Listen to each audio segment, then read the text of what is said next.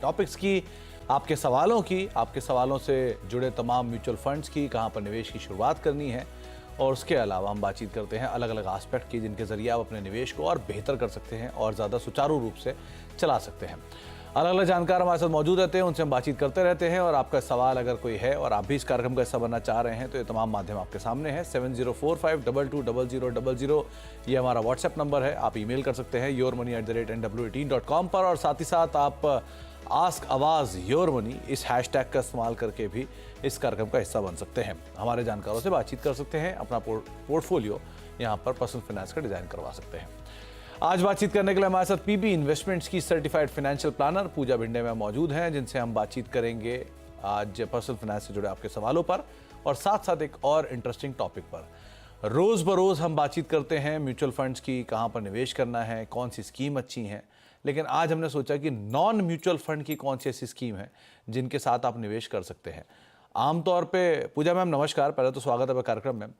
सबको ना इस समय वो आदत हो गई है 12%, 15%, 20% के रिटर्न की। वो तो म्यूचुअल फंड वालों की बात कर रहा हूँ, शेयर बाजार में तो रोज के 10 से 15% वालों के रिटर्न की आदत पड़ गई है।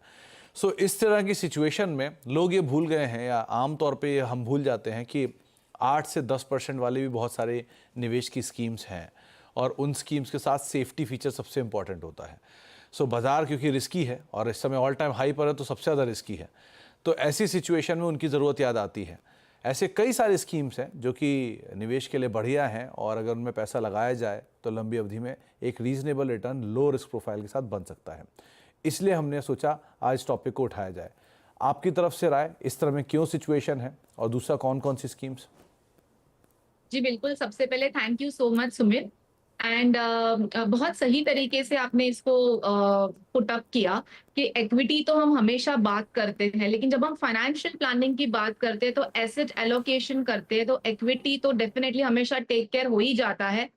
लेकिन डेट जो है वो भी एक बहुत इंपॉर्टेंट पहलू है हमारे पोर्टफोलियो में। ऑब्वियसली डेट म्यूचुअल फंड्स का जब भी टैक्स बेनिफिट, मैं कहूंगी इंडेक्सेशन बेनिफिट, जब वाइप ऑफ हुआ तो almost at par with FD हो चुका है। लेकिन कुछ ऐसी स्कीम्स हैं जो हम स्मॉल सेविंग स्कीम्स का जब हम सहारा लेते हैं, जिसमें अभी भी आपको टैक्सेशन बेनिफिट है। Taxation benefit in the sense कि आप अगर उसमें निवेश करते हैं तो आपको एटीसी में भी बेनिफिट मिलता है, and at the same time कुछ ऐसी स्कीम्स है जिसमें आपको इंटरेस्ट पे भी टैक्स नहीं लगता है और मेच्योरिटी भी टैक्स फ्री है। सो डेफिनेटली कुछ ऐसी स्मॉल सेविंग स्कीम्स हैं जो मैं नाम लूंगी, जो बहुत ही प्रख्यात है। सबसे पहले तो हमारा पब्लिक प्रोविडेंट फंड पीपीएफ, जो काफी प्रख्यात है। एक बहुत ही ट्रेडिशनल वे ऑफ इन्वेस्टमेंट है, लेकिन जब हम एटीसी की बात करते हैं और 1.5 लाख की लिमिट की जब बात आती है, तब काफी लोग पीपीएफ से शिफ्ट होकर डेफिनेटली ईएलएसएस का कंपैरिजन करते हैं और उनको वहां पे बेहतर रिटर्न्स मिलते हैं। लेकिन अगर डेट प्रोडक्ट आपके पोर्टफोलियो में बिल्कुल भी नहीं है और आप रिटायरमेंट के लिए पैसे जुटाना चाहते हैं और एक ऐसा प्रोडक्ट आपके पोर्टफोलियो में डालना चाहते हैं जिसमें आपको गवर्नमेंट की तरफ से एक इस तरीके की बैकिंग है, क्योंकि पीपीएफ एक इतना सेंटिमेंटल प्रोडक्ट है, मैं कहूंगी सुमित। एक तो उस पे बेनिफिट्स इस तरीके के हैं कि कोई भी आप उसके ऊपर लोन उठा सकते हैं, कभी भी कोई भी कभी डेट सिचुएशन होती है तो आप कोई दूसरे इन्वेस्टमेंट से सारे के सारे लिक्विडेट हो जाएंगे, लेकिन पीपीएफ अकाउंट कोई हाथ नहीं लगाता है। सो काफी सारे बेनिफिट्स हैं और सेंटिमेंटल वैल्यू है पीपीएफ का। अभी हाल में तो जो रिटर्न, जो इंटरेस्ट रेट है, मैं कहूंगी वो 7.1% के आसपास है। लेकिन बहुत सही समय है, मैं कहूंगी आज का दिन, जब हम ये डिस्कशन कर रहे हैं अबाउट स्मॉल सेविंग स्कीम्स और उसकी बेनिफिट्स, क्योंकि जो आगे आने वाला क्वार्टर है जुलाई टू सितंबर, उसकी स्मॉल सेविंग की इंटरेस्ट रेट्स की अनाउंसमेंट अभी लास्ट वीक में कभी भी होगी। सो डेफिनेटली इसका फायदा इन अ डेट एसेट एलोकेशन वे अगर आपके पोर्टफोलियो में डालना है तो पीपीएफ आप ले सकते हैं। एटीसी बेनिफिट, रिटायरमेंट, 15 साल का लॉक इन आता है, मिनिमम 500, मैक्सिमम 1.5 लाख का इन्वेस्टमेंट, लोन आप ले सकते हैं उसके अगेंस्ट। एक चीज पीपीएफ के लिए, क्योंकि बहुत हाईलाइट कर रही हूँ, एक बहुत इंपॉर्टेंट चीज है, जब भी आप निवेश करें, आप महीने की 5 तारीख के पहले निवेश करें। आप पूरे साल में अगर एटीसी बेनिफिट लेना चाहते हैं और पीपीएफ में निवेश करते हैं, तो जब फर्स्ट फाइनेंशियल ईयर अप्रैल 2024-25 जैसे अभी ये शुरू हुआ, तो 5 अप्रैल के पहले आपको निवेश करना है। अभी आगे आने वाले साल में आप इस तरीके से उसको फॉलो कर सकते हैं, क्योंकि वो जो इंटरेस्ट है वो उस पर्टिकुलर मंथ का भी उसमें आपको मिलता है। सो पीपीएफ के बारे में ये जानकारी दूंगी। बाकी दूसरा जो प्रोडक्ट है, अगेन बहुत ही फेवरेट है, सुकन्या समृद्धि, जो बच्चों में, गर्ल चाइल्ड में स्पेसिफिकली काफी प्रख्यात है। 10 साल के अंदर आपकी बिटिया है तो आप उसके नाम पे ले सकते हैं। एटीसी बेनिफिट है, अगेन उसमें भी आप 1.5 लाख तक का निवेश कर सकते हैं। एंड 15 ईयर तक आप डिपॉजिट कर सकते हैं। 18 पे जब बिटिया मेच्योर मेजोरिटी की एज पे आती है, तब आप उसमें से विड्रॉवल कर सकते हैं फॉर एजुकेशन। 21 ईयर्स तक आप उसको अकाउंट को कंटिन्यू कर सकते हैं या शादी के लिए आप यूज कर सकते हैं। तीसरा जो है senior citizen saving scheme, again बहुत ही प्रख्यात है अमंगस्ट सीनियर सिटीजन। उसकी रेट है 8.2%। सुकन्या समृद्धि की भी रेट अब अभी 8.2% है हाल ही में। सीनियर सिटीजन में एक चेंज आया है लास्ट ईयर से। 15 लाख का मैक्सिमम अलाउड इन्वेस्टमेंट था, जो अब 30 लाख हो गया है। प्रधानमंत्री वय वंदना योजना बंद कर दिया गया है, इस वजह से आपको सीनियर सिटीजन में मैक्सिमम वैल्यू अभी 30 लाख तक आप निवेश कर सकते हैं। क्वार्टरली इंटरेस्ट है, लेकिन एक चीज है, सीनियर सिटीजन का जो इंटरेस्ट है वो टैक्सेबल है, तो एटीसी वगैरह में डिडक्शन आपको मिल जाएगा। तो आप 5 साल का लॉक इन प्रोडक्ट अगर देखना चाहते हैं, आप सीनियर सिटीजन है अबाउट 60 और आपको मार्केट में निवेश नहीं करना है या आपको एसेट एलोकेशन करना है, तो डेफिनेटली बहुत अच्छा विकल्प है। 8.2% is a very good rate आज की तारीख में। दूसरे दो लास्ट में कहूंगी, एक है NSC national saving certificate. Basic सा एक एफडी टाइप ऑफ प्रोडक्ट है, 5 साल का लॉक इन है। एटीसी में आपको बेनिफिट मिलेगा, मिनिमम वही 1000, maximum there is no limit. And अभी जो रेट है वो 7.7% है। एंड लास्ट जो गवर्नमेंट ने रिसेंटली लॉन्च किया था सिर्फ 2 साल के लिए, महिला स्पेसिफिक एक प्रोडक्ट है, Mahila Samman saving certificate, to increase investment in the name of women, चाहे वो वर्किंग है, हाउस होल्ड है, माइनर गर्ल चाइल्ड है। 2 लाख तक का मैक्सिमम लिमिट है और 2 साल का इन्वेस्टमेंट। उसमें भी इंटरेस्ट रेट काफी इंटरेस्टिंग है, 7.5% तय किया गया है। सो वो भी मार्च 2025 तक है, तो आप उसका बेनिफिट ले सकते हैं। शॉर्ट में कुछ स्कीम्स मैंने नाम ली, उस हिसाब से आपके पोर्टफोलियो में आपकी गोल के हिसाब से, क्योंकि हर एक स्कीम कोई 5 साल कोई 15 साल इस तरीके का लॉक इन है, आपके डेट एलोकेशन के हिसाब से, टैक्सेशन बेनिफिट के हिसाब से आप वो स्कीम का चुनाव करें। ऐसा जरूरी नहीं है कि ये सारी ही स्कीम्स आपके पोर्टफोलियो में होनी जरूरी है, क्योंकि हम सिर्फ डेट अलोकेशन के लिए इसे रख रहे हैं, ना कि इन्फ्लेशन को बीट करने के लिए। यहाँ पे आपको टैक्स बेनिफिट है, इसके लिए 7% मिल रहा है, तो ठीक है, आपको ज्यादा टैक्स भी नहीं है, तो आपको इन्फ्लेशन जितना रिटर्न मिल जाता है। लेकिन डेफिनेटली हमें इन्फ्लेशन को बीट करने वाला भी रिटर्न चाहिए। So it has to be a combination of equity plus date.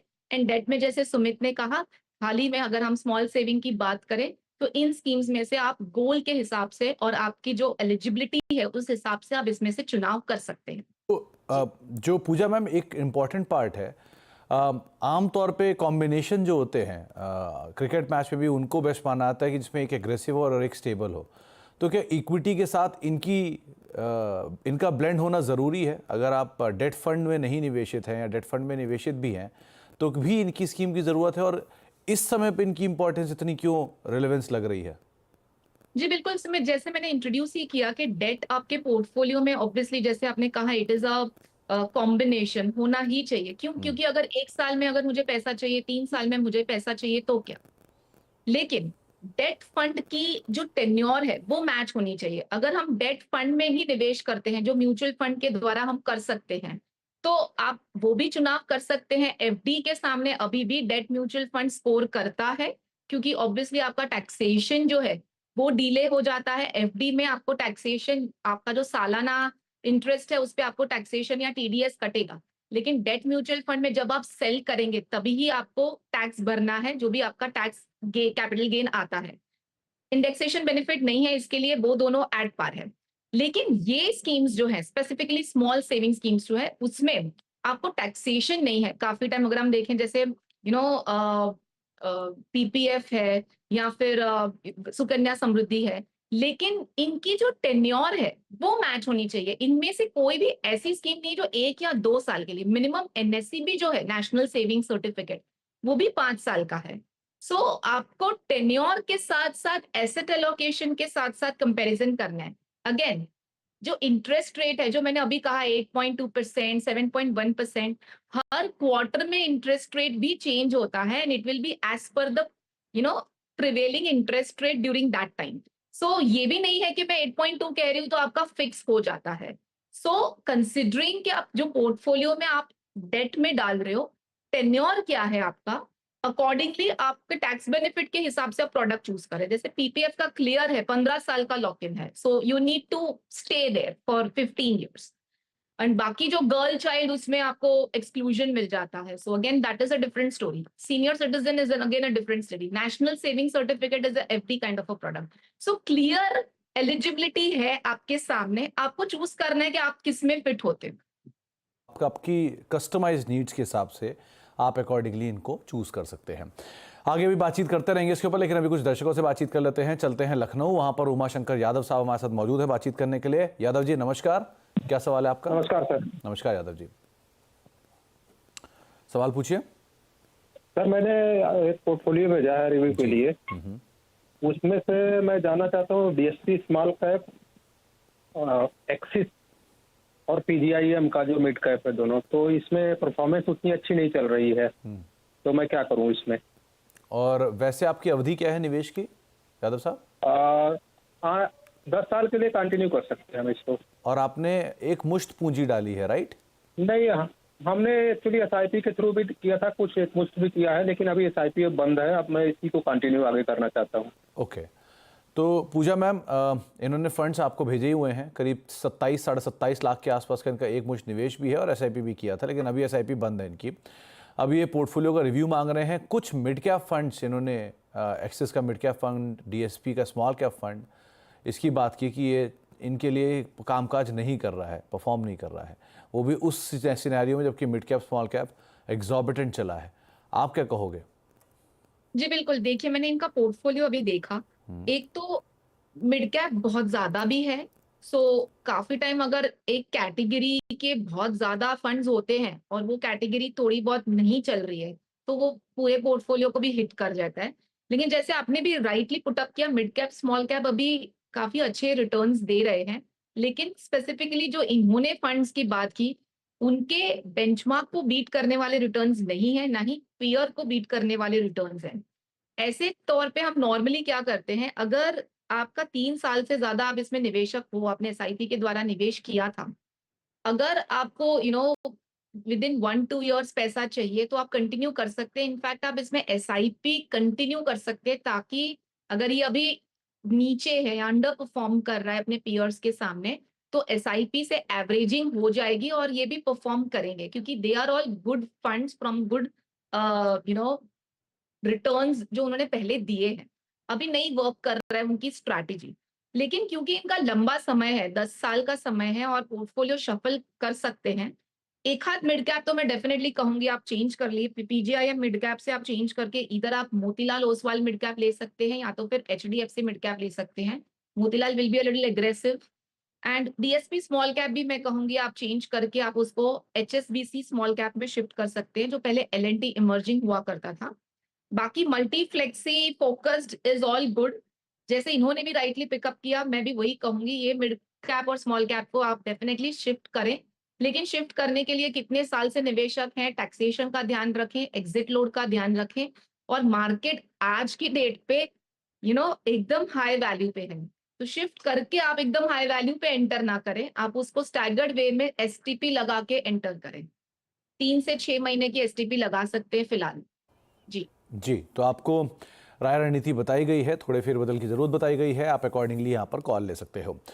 एक ईमेल आया है तनुज कुमार जी का, ये दिल्ली से उन्होंने सवाल पूछा है। 36 साल इनकी उम्र है, करीब 25,000 रुपये के आसपास की इनकी एसआईपी है, पोर्टफोलियो 8 लाख रुपए का है और 15 साल में 3 करोड़ का एक लक्ष्य साध कर चल रहे हैं। तो पूजा मैम, इनको ये स्टेप अप के लिए भी तैयार हैं, तो पहले तो क्या आप इनका पोर्टफोलियो देखिए, क्या करना चाहिए इन्हें, पोर्टफोलियो का सिलेक्शन देखिए कैसा है इनका, और दूसरा अगर इनको स्टेप अप करने की ज़रूरत है तो ये कैसे स्टेप अप कर सकते हैं। अच्छी चीज़ क्या है कि उन्होंने मिड कैप भी लिया, फ्लेक्सी कैप भी लिया, ब्लू चिप भी लिया, सो फंड सिलेक्शन तो इनकी ठीक है, लेकिन और डाइवर्सिफाई भी हैं 3 एएमसीज में। सो आपकी राय क्या करें? जी बिल्कुल सुमित, मैं अभी आपको वही कहने वाली थी कि स्टेप अप बहुत ही वंडरफुल ऑप्शन है। अगर एक साथ आप एसआईपी अमाउंट बढ़ा नहीं सकते, क्योंकि आपका गोल बड़ा है, अमाउंट बड़ा है, और सडनली अगर मैं कैलकुलेट कर रही हूँ इनका कि इनको जो 3 करोड़ की राशि चाहिए 15 साल में, तो अभी से 50,000 की एसआईपी लगेगी और इनकी 25,000 की चल रही है, तो इमीडिएटली मैं किसी को कहूँ तो आपको 50,000 की एसआईपी लगेगी, तो एक बर्डन आ जाता है कि अरे बाप रे, इतना अनरियलिस्टिक गोल कैसे बना लिया। लेकिन स्टेप अप जो है, स्टेप अप मतलब हर साल 10-10% से एनुअली आप एसआईपी अमाउंट बढ़ाइए। तो डेफिनेटली आप अभी 25 से 30,000 तक की एसआईपी एटलीस्ट कर सकते हैं तो करिए। एंड एकदम कन्वीनियंटली 10-10% से एनुअली बढ़ाएंगे तो आप 3 करोड़ की राशि तक पहुंच जाएंगे। जैसे सुमित ने भी अगेन पॉइंट आउट किया अबाउट द फंड सिलेक्शन, बहुत अच्छा फंड सिलेक्शन है। Mid cap again I will give a green flag के चलो आप कंटिन्यू कर सकते हैं। फ्लेक्सी कैप, ब्लू चिप, लंबा समय है, आपकी एज भी काफी यंग है, तो आप स्मॉल कैप इंक्लूड कर लीजिए, Nippon India small cap. SBI Contra fund भी अच्छा है, वो भी आप शिफ्ट कर सकते हैं एसबीआई वाले फंड से। एंड एक आईसीआईसीआई इंडिया अपॉर्चुनिटीज भी बहुत अच्छा ऑप्शन है, जो एसआईपी अमाउंट अगर एक हाथ बढ़ानी भी है तो हम इसमें बढ़ा सकते हैं। लेकिन एक चीज ध्यान में देनी है यहाँ पे हम सबको, सुमित आप भी ध्यान देना, इन्होंने मोतीलाल मिड कैप में 15,000 की एसआईपी की है, लेकिन बाकी दो फंड्स में सिर्फ 5-5 हजार की एसआईपी की है।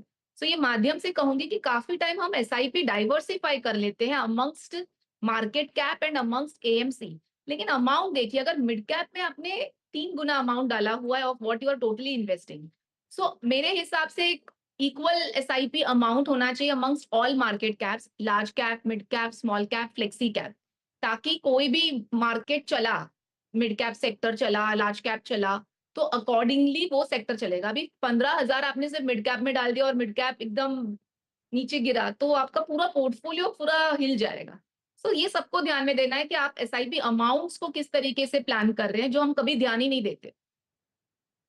तो आप तनुज जी, वैसे तो बाकी सब सही है, थोड़ा सा स्टेप अप करिए, और एक आपके फंड में एलोकेशन थोड़ा ज़्यादा है, जो कि अच्छा ऑब्जर्वेशन भी है पूजा मैम का, आप उसके हिसाब से अपने फेरबदल थोड़ी बहुत कर सकते हैं।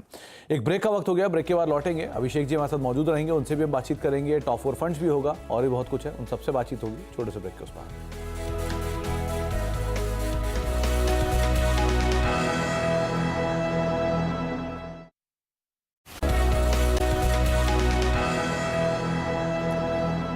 आप देख रहे हैं योर मनी, और योर मनी में हम बातचीत कर रहे हैं पूजा मैम से। बातचीत हो रही है निवेश के अलग अलग विकल्पों के ऊपर भी, और साथ ही साथ आपके सवालों के जवाबों को लेकर भी। एक और सवाल जो हमारे पास ईमेल के जरिए आया वो है अभिषेक भारद्वाज साहब का। ये अम्बाला से इन्होंने सवाल पूछा है।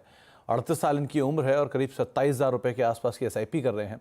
13 लाख का ऑलरेडी ये पोर्टफोलियो बना चुके हैं। 20 साल में 5 करोड़ का लक्ष्य साध रहे हैं। तो क्या इनका पोर्टफोलियो 20 साल के लिए सही है? इन्होंने एक और बात बोली कि इन्होंने एक मुश्त निवेश भी किया हुआ है क्वांट ईएलएसएस में, जो कि टैक्स सेवर फंड है, और 2 लाख का एक मुश्त वहाँ पर किया हुआ है। और बाकी इनके फंड्स में कुछ इंडियन इक्विटी फंड है, ब्लू चिप फंड है, स्मॉल कैप फंड है, फ्लेक्सी कैप फंड्स भी हैं। सो पूजा मैम, ड्यूरेशन तो इनकी अच्छी है, 20 साल में 5 crore is not can be easily achievable. साथ साथ इनकी एसआईपी का अमाउंट भी ठीक है, समय भी इनके फेवर में है, और अभी तक की सिचुएशन में इनके पास 2 स्मॉल कैप फंड हैं। सो आउट ऑफ 8 अगर 2 स्मॉल कैप फंड हो, और वहाँ पर भी अगेन वही चीज़ है कि ज़्यादा बड़ा पैसा निवेशित है। सो आप क्या राय दोगे?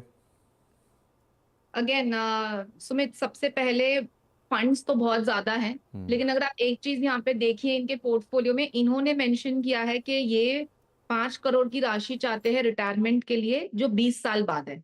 तो वो एक गोल हो जाता है। अगर मैं उसका कैलकुलेशन करूं with his current portfolio of 13 lakhs, तो इनको कम से कम 38,000 की एसआईपी लगेगी अभी से to reach to that goal. लेकिन अभी इनकी कुछ 27,000 की एसआईपी है, तो इनको फिलहाल नहीं बढ़ाएंगे और 10% से स्टेप अप करेंगे तो भी 20 साल का समय है आराम से। इससे नहीं, इससे बहुत ज्यादा ही उनका पोर्टफोलियो वैल्यू हो जाएगा, वो ठीक है। लेकिन एक इंपॉर्टेंट चीज of other goals, like he has mentioned, retirement तो है ही, house, car, daughters marriage and daughters education, and she is a newborn. So यहाँ पे मैं हाईलाइट करके ये क्वेश्चन के द्वारा लोगों को कहना चाहती हूँ कि आप गोल्स ना एक साथ लिख लेते हैं, क्योंकि हमको अभी 30s पे बैठ के ऐसा लगता है कि हाँ ये सारे मुझे 50-60 पे लगने वाले हैं, बच्चे अभी पैदा हुए हैं तो 15-20 साल बाद रिटायरमेंट भी साथ में आएगा, बच्चे की पढ़ाई भी आएगी, शादी भी आएगी और घर भी खरीदना है। ऐसे नहीं होती है फाइनेंशियल प्लानिंग। आपको एक एक गोल के लिए प्लान करना है। जैसे एग्जाम्पल, घर मुझे 10 साल में खरीदना है, बिटिया अभी बॉर्न हुई है तो 18 साल बाद ही उनका हायर एजुकेशन होगा, शादी 25 साल बाद ही होगी, रिटायरमेंट 30 साल बाद ही होगा। सो ये 10 साल, 18 साल, 25 साल, 30 साल, ये जो आपके गोल के जो गैप्स आएंगे, एंड टेंटेटिव अभी से आज की वैल्यू में मुझे कितना अमाउंट रखना है, मैं एक अजम्पशन रखूं, उसमें इन्फ्लेशन काउंट करूं, और फिर एक realistic amount in her road map पे लगाऊं कि ये मेरा डेस्टिनेशन है। अब 10 साल तक के डेस्टिनेशन को पहुंचने के लिए कितना एसआईपी लगेगा, 18 साल के डेस्टिनेशन को पहुंचने के लिए कितना एसआईपी लगेगा, 25 के और 30 के। And then we design the portfolio कि ये 10 साल के लिए है, ये 18 साल के लिए, 25 साल और ये 30 साल। ऐसे होती है आपकी फाइनेंशियल प्लानिंग। तो एक गोल आपका ठीक हो गया, चलो 5 करोड़ का मैंने आपको बता दिया, 27,000 की एसआईपी से आप उसको कंटिन्यू कर सकते हैं, धीरे धीरे एसआईपी अमाउंट बढ़ा रहे हैं। बाकी गोल्स की भी वैसी प्लानिंग करनी है। अब स्कीम की बात करें, अगेन सुमित ने जैसे पॉइंट आउट किया, 2 स्मॉल कैप्स की जरूरत नहीं है, एक लार्ज या फ्लेक्सी, मिड, स्मॉल, मल्टी, एक वैल्यू स्ट्रैटेजी रख सकते हैं, एक लंबा समय है और थोड़ा बहुत समझो एक आध गोल 8 साल 5 साल के अंदर भी है, एक सेक्टोरल में अगर आप मंजे हुए खिलाड़ी हैं इक्विटी में, manufacturing is a very good sector right now, business cycle, markets हम देख रहे हैं, जो ट्रेंड है उस हिसाब से अर्निंग्स आ रही है और रिटर्न्स देखने को मिल रहे हैं। सो पार्टिसिपेशन करना है, सो प्रॉपर आपको प्लानिंग करनी है, sit with your adviser, sit with your MFD distributor, and then plan के किस तरीके से आपको जाना है। स्कीम्स खाली एक हाथ बता दूं, आप कंटिन्यू कर सकते हैं इन्वेस्को ग्रोथ, एल&टी, पराग पारेख। मिड कैप आपके पोर्टफोलियो में है ही नहीं तो आप मिड कैप ऐड कर सकते हैं, 2 स्मॉल कैप रखा हुआ है आपने। एंड बाकी टैक्स सेवर तो डिपेंडिंग अपॉन आपका एटीसी किस तरीके से प्लान करना है, आज हमने टॉपिक में भी वही बात किया कि एटीसी किस तरीके से प्लान करना है, उस हिसाब से आप ईएलएसएस या पीपीएफ को डिसाइड कर सकते हैं। जी, तो कुछ फेरबदल, कुछ बदलाव और कुछ रणनीति में चेंज, इन सब के हिसाब से आप अपना जो प्लानिंग है वो अकॉर्डिंगली कर सकते हैं। पूजा मैम, जाने से पहले टॉप 4 फंड्स। मेरे हिसाब से अब आज के हिसाब में रियलिस्टिकली आज की डेट के हिसाब से देखूंगी कि मार्केट जिस हिसाब से है, आप लार्ज कैप, फ्लेक्सी कैप, इस तरीके के फंड्स में निवेश करके शुरुआत कर सकते हैं अगर आप नया चालू करना चाहते हैं या फर्स्ट टाइम है। HDFC large and mid cap, Nippon India multi cap, Parag Parekh flexi cap and ICICI का इंडिया अपॉर्चुनिटीज फंड, इसमें से आप चुनाव कर सकते हैं। ओके, तो 4 फंड आपकी स्क्रीन पर हैं, Parag Parekh flexi cap, HDFC large and mid cap, quant का एक्टिव फंड और आईसीआईसीआई प्रूडेंशियल का वैल्यू डिस्कवरी फंड, जिनके साथ अपने निवेश की शुरुआत कर सकते हैं। पूजा मैम, हर बार की तरह बहुत बहुत शुक्रिया हमारे साथ मौजूद रहने के लिए, दर्शकों सवालों के जवाब देने के लिए और आज के इंटरेस्टिंग टॉपिक पर अपना व्यू पॉइंट हमारे साथ शेयर करने के लिए। एक ब्रेक का वक्त है और ब्रेक के उस पार भी खबरों का सिलसिला बना रहेगा। फिलहाल के लिए योर मनी में इतना ही। नमस्कार।